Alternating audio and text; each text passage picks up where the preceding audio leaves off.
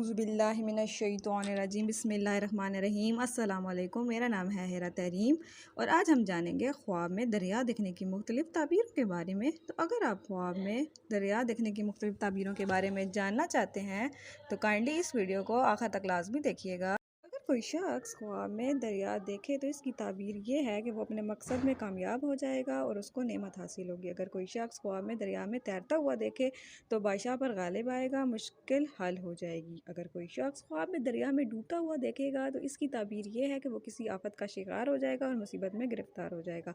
अगर कोई शख्स ख्वाब में दरिया का पानी साफ देखे तो इसकी ताबीर ये है कि बादशाह आदिल होगा, बीमार हो तो सेहतयाब आएगा और अगर वो उसको कोई खुशी और नेमत हासिल हो जाएगी। अगर कोई शख्स ख्वाब में दरिया का पानी गदला देखे तो इसकी ताबीर ये है कि वो मुसीबत और रंजो गम में मुब्तला हो जाएगा या बीमारी उसकी लंबी हो जाएगी। अगर कोई शख्स ख्वाब में दरिया में नहाता हुआ देखे तो इसकी ताबीर ये है कि उसको बीमारी से शिफा मिल जाएगी और उसको मुनाफा भी बेशुमार होगा और दौलत और इज़्ज़त मिलेगी। अगर कोई शख्स ख्वाब में दरिया शीरी देखे तो इसकी ताबीर ये है कि उसका बादशाह आदिल और सही होगा, पब्लिक को आराम देगा और राहत और आसाइश मिलेगी। अगर कोई शख्स ख्वाब में दरिया में तुग़यानी देखे तो इसकी ताबीर ये है कि अगर शोरगुल होगा तो पानी से खौफ आए तो फिर तबाही की अलामत है और अगर कहत साली हो तो फिर उसको जानो माल का नुकसान होगा।